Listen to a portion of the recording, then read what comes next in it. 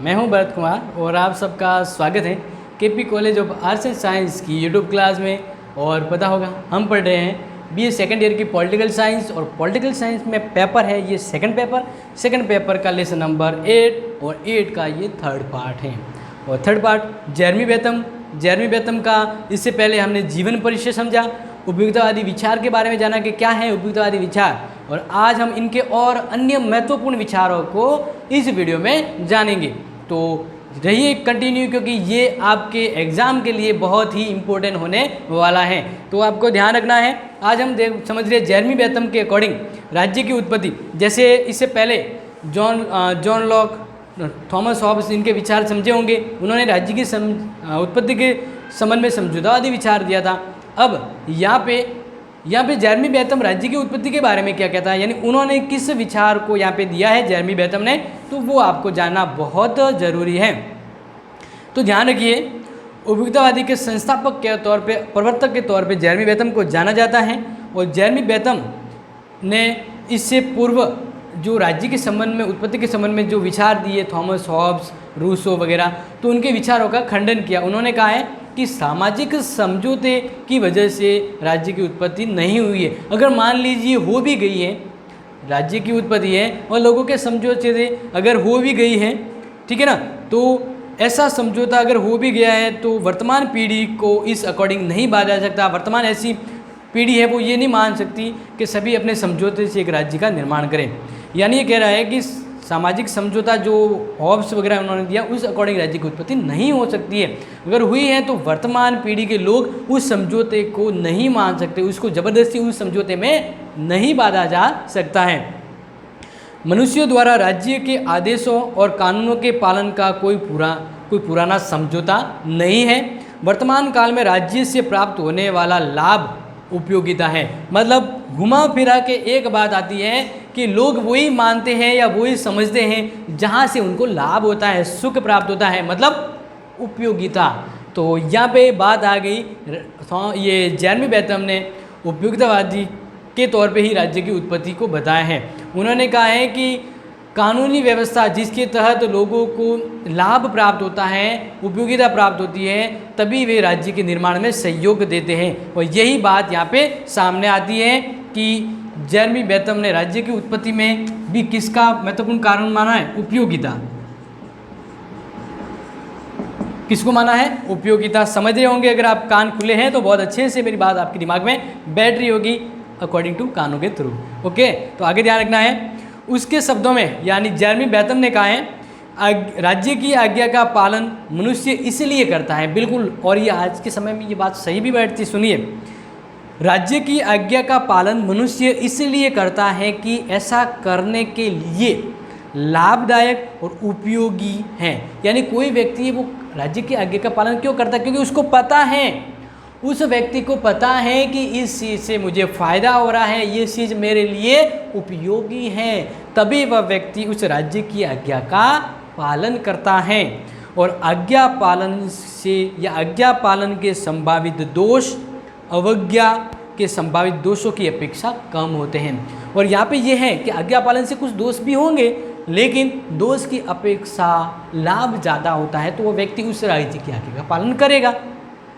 तो यही बात यहाँ पे आती है उपयोगिता। यानी थॉमस हॉब्स वगैरह उन्होंने सामाजिक समझौता बताया था, लेकिन हमारे जेरमी बेथम यहाँ पे कहते हैं कि राज्य की उत्पत्ति में लोगों को उपयोगितावादी तत्व का बोध होता है, तभी वे राज्य की आज्ञा का पालन करते हैं और इस तरह से एक राज्य अस्तित्व में आता है। तो आई थिंक आप ये समझ गए होंगे राज्य की उत्पत्ति के अकॉर्डिंग उपयोगिता, यानी जहाँ पर लोगों को क्या प्राप्त हो रहा है? लाभ, तो वह व्यक्ति राज्य की क्या मानेगा? आज्ञा। और यही बात उपयोगितावादी कहलाती है। तो समझ गए हैं। आगे हम देखते हैं जेरमी बेथम के कानून, प्राकृतिक कानून और प्राकृतिक अधिकारों के संदर्भ में।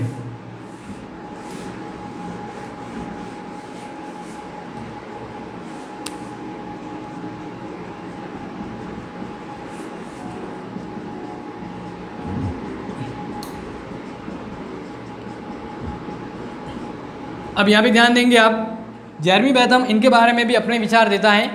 और जो परंपरागत रूप है, यानी पहले के जो प्राकृतिक अधिकार और बात करें कानूनी अधिकार, प्राकृतिक और कानून, प्राकृतिक व कानून,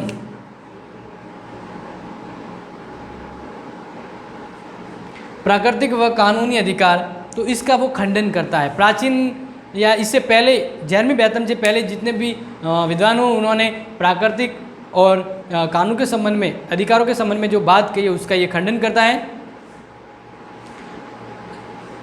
तो यहाँ पे इसको थोड़ा सा हम चेंज करते, प्राकृतिक कानून,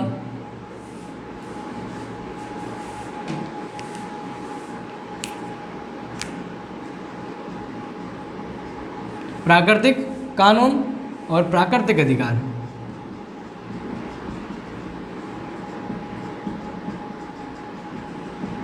ठीक है, अब इसको समझिए। यहाँ पे आपको समझना है प्राकृतिक अधिकार का मतलब होता है कि व्यक्ति जब स्वाभाविक मतलब जन्म लेता है, जब कोई राज्य वगैरह नहीं था, उस समय लोगों को कौन से अधिकार हुआ करते थे, या जन्म के साथ ही आपको कुछ ऐसे अधिकार भी प्राप्त होते हैं जो प्रकृति के द्वारा आपको प्रदान किए जाते हैं, तो वो अधिकार कहलाते हैं प्राकृतिक अधिकार। और प्राकृतिक अधिकारों की वजह पर ही प्राकृतिक कानून बनते हैं, उनको ही आधार मानकर उन्हीं की बदौलत कानून व्यवस्था बनती है। लेकिन यहाँ पे हमारे जो बेंथम हैं, बेंथम सर, वो यहाँ पे इसको नकार रहे हैं, उसमें थोड़ा कुछ करेक्शन मतलब संशोधन करके कहते हैं, क्योंकि अपने विचार दर्शन के प्रतिपादन से हमें ये विदित होता है कि बेंथम है वह आदर्शवादी की अपेक्षा यथार्थवादी ज़्यादा था। इसी कारण उसके द्वारा न केवल संविधानवादी सिद्धांत वर्ण प्राकृतिक कानून और प्राकृतिक अधिकारों का खंडन किया है। बेंथम हॉब्स के कानून को आज्ञा के रूप में देखता है, क्योंकि आज्ञा कोई व्यक्ति समूह की, कोई भी आज्ञा है वो व्यक्ति समूह दे सकता है, एक अकेला नहीं। प्रकृति जैसे अमूर्त वस्तु आज्ञा नहीं दे सकती। यहाँ पे ये कह रहा है कि प्रकृति में हम प्रकृति को कैसे माने कि वो आज्ञा दे रही है, तो प्रकृति के अंतर्गत वो आज्ञा देने वाला होता ही नहीं है, तो उसकी आज्ञा को कैसे माना जाए।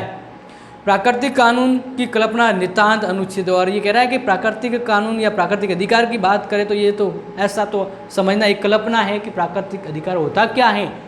बेंथम कहते हैं व्यवहार में मानवीय कानूनों का अस्तित्व ही संभव है, यानी व्यवहार के द्वारा जो मानव के कार्यों में सम्मिलित है वही अनुपयोगी मतलब उपयोगी है। बेंथम प्राकृतिक अधिकारों की कल्पना को नितांत घृणा की दृष्टि से देखता है। समझ जाना है आपको, बेंथम प्राकृतिक अधिकार और प्राकृतिक कानूनों को नहीं मानता है, उनको घृणा की दृष्टि से देखता है। और बेंथम के अनुसार केवल उन्हीं अधिकारों को महत्व या उन्हीं अधिकारों को स्वीकार किया जा सकता है जिन्हें राजकीय संरक्षण प्राप्त हो। कहीं ना कहीं हम ये देखते हैं कि बेंथम में वो कानूनों या कानूनी विधि, कानून की व्यवस्था को ज़्यादा महत्व देता है, क्योंकि हमने जब उनके जीवन परिस्थिति को समझा था तब आपको पता होगा बेंथम ने उस समय वकालत कार्य शुरू किया था, लेकिन जब वकालत करने लगे तो उन्हें ज्ञात हुआ कि वकालत करने से क्या होगा, जब कानूनों यानी जो कानून व्यवस्था है उस समय उसमें ही दोष है, तो उन्होंने फिर कानून में सुधार करने के तौर पे काम किया है। वर्तमान में भी लगभग ऐसे बहुत से कानूनों में देखा गया है कि वो बेंथम के ही विचार मिलते हैं, यानी इनको कानून में सुधार की दृष्टि से भी जाना जाता है।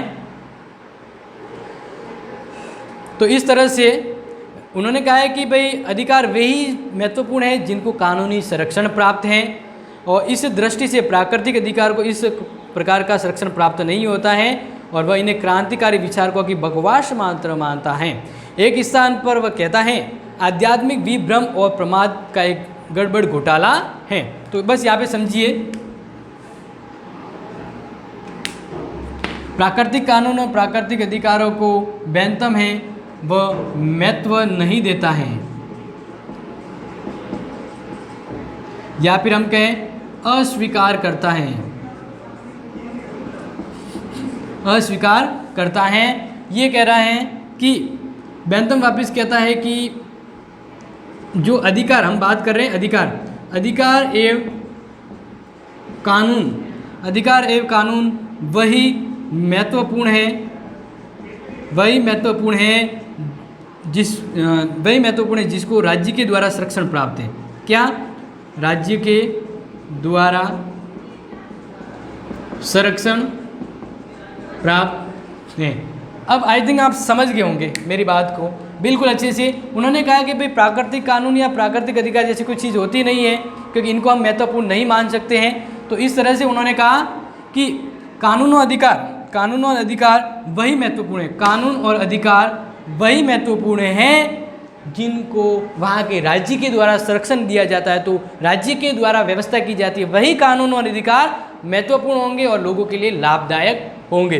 तो इस तरह से ये यहाँ पे इनके खंडन करके इन विचारों को महत्व देता है कि राज्य के द्वारा संरक्षण प्राप्त अधिकार और कानून महत्वपूर्ण है। तो आप ये समझ गए होंगे। नेक्स्ट हम बात करें इन्हीं के जेरेमी बेंथम के विचारों के ऊपर हम बात करें तो दूसरा जो विचार है वो है शासन पद्धति।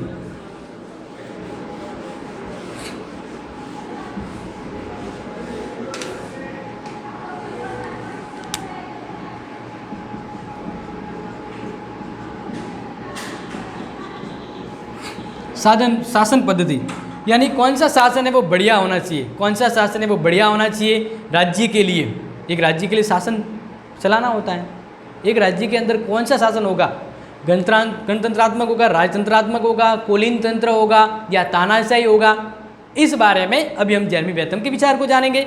तो इससे पहले आप थोड़ा सा एक बार ध्यान रखें, जेरेमी बेंथम ने स्वतंत्रता को उतना महत्व नहीं दिया है जितना कानून के रूप में। यानी वो कहता है कि जेरेमी बेंथम कहता है कि स्वतंत्रता व्यक्ति को नहीं दी जानी चाहिए, स्वतंत्रता के बजाय व्यक्ति को राज्य के नियंत्रण में रखना चाहिए, क्योंकि हर व्यक्ति चाहता है या हर व्यक्ति को पता है कि राज्य जो व्यवस्था करता है ना, राज्य जो व्यवस्था करता है उसी के अकॉर्डिंग व्यक्ति का और समाज का कल्याण होता है। तो इस तरह से अगर व्यक्ति को ऐसी स्वतंत्रता दी जाए तो वह दूसरों के कार्यों में रोड़ा बन सकता है। ये तो एक अलग बात है। हम यहाँ पे देख रहे हैं शासन पद्धति के ऊपर। जैसे अभी हम बात करें अलग अलग शासन पद्धतियाँ होती है, अलग अलग में जैसे हम बात करें कुलीन तंत्र होता है, कुलीन तंत्र के अलावा एक और होता है तानाशाह शासन,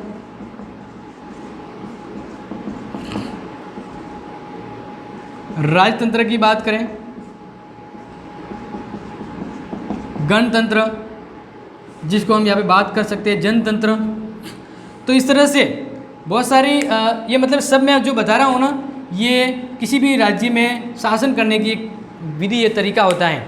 तो जेरेमी बेंथम कहता है, वैसे आपको पता होगा जेरेमी बेंथम का सबसे फेमस विचार कौन सा है, अधिकतम लोगों का अधिकतम हित ही न्याय है या वही सुख है। मतलब कह रहा है किसी भी कंडीशन में किसी भी जगह जाइए, अगर वहाँ पर कोई भी व्यवस्था अगर लागू है उस जगह पे और उस व्यवस्था से ज़्यादा लोग लाभान्वित हो रहे हैं तो वह व्यवस्था सही मानी जाती है। यानी उन्होंने अधिकतम लोगों के अधिकतम सुख को ही हर दृष्टि में सही माना है और यही उपयोगितावाद होता है। तो यहाँ पे हम बात कर रहे हैं तो आपको समझना है शासन पद्धति। तो अब कौन सी पद्धति है वो जेरेमी बेंथम ने बढ़िया मानी है। तो जेरेमी बेंथम कहता है कि कुलीन तंत्र में कुछ लोग ही शासन चलाते हैं, कुछ लोगों को ही मज़े आते हैं, मतलब मज़ा आता है, सुखी होते हैं। तो ये अधिकतम लोगों का अधिकतम हित है ही नहीं, तो इसको ये अच्छी शासन पद्धति नहीं मानता है अकॉर्डिंग टू बेंथम। तानाशाही तंत्र में एक दो व्यक्ति तानाशाह हो सकते हैं और वो बाकी सभी लोगों की इच्छाओं को दबा देते हैं और अपनी तानाशाही जमाते हैं। तो ये ऐसी शासन व्यवस्था भी काफ़ी हद तक सही नहीं है। और जब बेंथम था ब्रिटेन में, तब ब्रिटेन में राजतंत्र था, तो उसने राजतंत्र को सही नहीं माना। उसने कहा है कि राजतंत्र में कुछ राज परिवार या कुछ हद तक व्यक्ति ही लाभान्वित और फ़ायदा ले सकते हैं, आम लोग या सभी लोगों को इसका फ़ायदा नहीं मिल पाता है। तो इसलिए उसने राजतंत्र के भी ज़्यादा पैरवी नहीं किए। उसने कहा वही शासन सबसे बढ़िया है जिसमें अधिकतम लोगों का अधिकतम हित संभव है। अधिकतम हित मतलब जनतंत्र, आपको पता है ना, जनतंत्र यानी लोकतंत्र जिसमें सभी लोगों की भागीदारी होती है और सभी लोगों की वजह पे वो शासन व्यवस्था चलती है। तो मतलब सभी लोगों को वहाँ पे लाभ मिल सकता है। जनतंत्र मतलब सभी का तंत्र और सभी को वहाँ पर अपने उपयोगिता का सिद्धांत प्रूफ भी होता है, मतलब सभी को लाभ मिलता है, क्योंकि जनतंत्र पता है सबका शासन है और सबकी मर्यादित सबकी इच्छा होती है और सबका लाभ भी होता है। तो इसलिए जेरेमी बेंथम ने गणतंत्र, जिसको हम जनतंत्र भी कह सकते हैं, डेमोक्रेसी भी कह सकते हैं, इस व्यवस्था को सबसे बढ़िया माना है, क्योंकि अधिकतम लोगों का अधिकतम हित इस कंडीशन में ही संभव हो सकता है। तो अब आपको जब भी पूछा जाए, आपको ध्यान रखना, जेरेमी बेंथम ने जनतंत्र को सबसे बढ़िया व्यवस्था माना है, क्योंकि इसके द्वारा अधिकतम हित संभव है। समझ गए होंगे। नेक्स्ट हम बात करें अगर अकॉर्डिंग टू जेरेमी बेंथम के, तो कानून और न्याय के बारे में।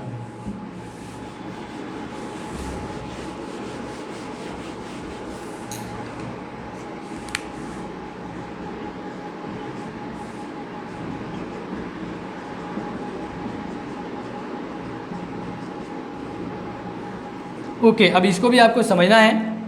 तो बेंथम के जीवन का एक प्रमुख लक्ष्य क्या था वो आपको पता होगा, कानून पद्धति में सुधार करना। सबसे इम्पोर्टेंट बात, क्योंकि मैंने बताया था अभी जब वो वकील थे, लेकिन वकालत के समय उसमें कानून में ही उनको दोष नजर आए, तो उन्होंने कहा मैं कानून में सुधार करूँगा। तो अब हम यहाँ पे यही बात देख रहे हैं, कानून और न्याय पद्धति, कानून और न्याय पद्धति। तो ध्यान रखेंगे, इस महत्वपूर्ण विचार को आपको ध्यान रखना है, क्योंकि एग्जाम में पूछे जा सकते हैं। तो वह राजनीतिक दार्शनिक से भी अधिक महत्वपूर्ण कानूनी सुधारक के तौर पे जाना जाता है। बेंथम कानून का सुधारक के तौर पे जाना जाता है, जिसका उद्देश्य वैज्ञानिक पद्धति और उपयोगिता के सिद्धांत के आधार पर कानून के क्षेत्र में पुरानी धारणाओं और अंधविश्वासों को दूर करना, जो प्रगति के मार्ग में बाधक या जनसाधारण के कष्टों के उत्तरदायी हैं। तो इस तरह से उन्होंने वैज्ञानिक पद्धति और उपयोगिता को महत्व दिया है। कानून के अंदर भी उन्होंने किसको महत्व दिया है? वैज्ञानिक पद्धति एवं उपयोगिता।